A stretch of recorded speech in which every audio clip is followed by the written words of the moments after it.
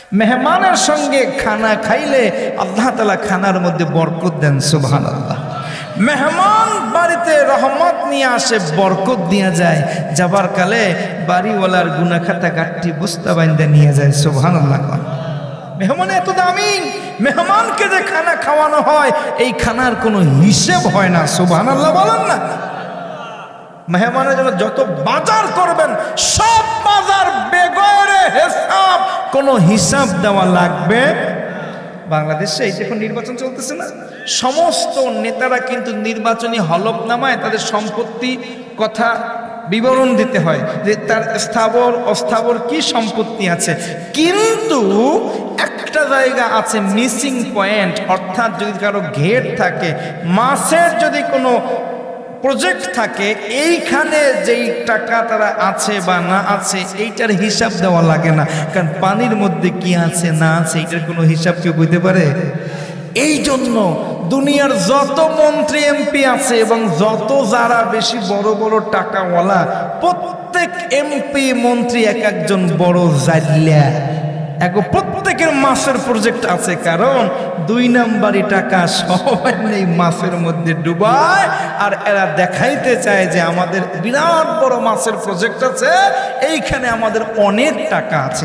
পরবর্তীতে যদি কোনোদিন আবার দুদক হিসাব ধরে যে এত টাকা পাইলা কই, আরে বোঝেন না জাল টান দিছি ধাপ ধাপাইয়া মাছ উঠে গেছে, বেচছি টাকা পাইছি।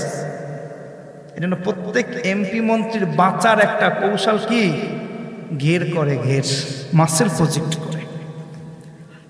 মেহমানকে যদি আপনি খানা খাওয়াইতে চান আর এই দিন যদি ইচ্ছা মতো বাজার কইরা নেন, এই বাজারের কোনো হিসাব আল্লাহর কাছে দেওয়া লাগবে, তাহলে সুযোগ আছে না নাই? আছে না নাই? ইব্রাহিম নবীর সুন্নাত ছিল তিনি সব সময় মেহমান নিয়ে খানা খাইতেন। ইব্রাহিম নবী সব সময় মেহমান নিয়ে খানা খাইতেন। এই জন্য মেহমানকে ঘরে যখন আসবে, বাড়িতে যখন আসবেন, ইব্রাহিম নবীর সন্তানেরা কখনো মেহমান দেখলে বিরক্ত হয়? আমাদের দেশের মধ্যে এখন বর্তমানে আমাদের পার্শ্ববর্তী দাদা বাবুদের কালচার ইদানিং চলে আসছে। আগের যুগে দেখতাম মামা বাড়ি, নানা বাড়ি, খালা বাড়ি মানুষ সপ্তাহ থেকে বেড়াতো।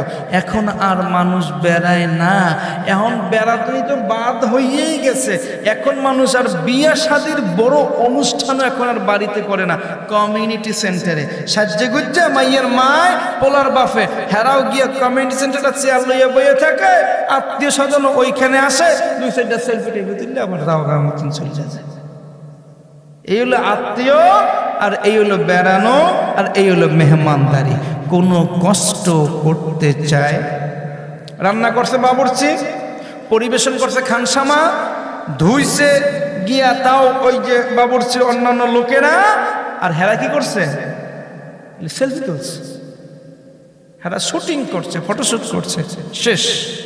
এই জন্য আল্লাহ কয়, তোরা মেহমানদের কসরত যখন সহ্য করছো না, আমি আল্লাহ তোদের সংসার থেকে খাবার দাবার সবকিছুর বরকত তুলে নিলাম। সুবহানাল্লাহ। এমন বরকত আছে, বরকত আছে। এখন 1 কেজি 1.5 কেজির ইলিশ মাছ তো এখন পাওয়াই যায় না, পাইলেও সেই ইলিশ মাছের এখন আর ঘ্রাণ পাওয়া যায় না। মানুষ বলে যে এখন বরকত নাই বললে ইলিশ মাছে কোনো ঘ্রাণ নাই। মেহমান দেখলে কখনো বিরক্ত হবেন না আমার ভাইয়েরা। মেহমানকে ভালোবাসবেন, মেহমানকে বরকত মনে করবেন। মেহমান মনে রাখবেন যে মেহমান কখনো আপনার বাড়িতে এসে আপনার উপরে চাপিয়ে দিচ্ছে না, বা আপনার খাবারে তারা ভাগ বসাচ্ছে না। প্রত্যেকটা মানুষের রিজিক আমার আল্লাহ রাব্বুল আলামিন জন্মের 50,000 বছর আগে নির্দিষ্ট করে দিয়েছেন। মেহমান যখন আজকে আপনার বাড়িতে আসছে, তার রিজিকটা আজকে আপনার পাতিলে উঠবে। মেহমান দেখলে বিরক্ত হবেন?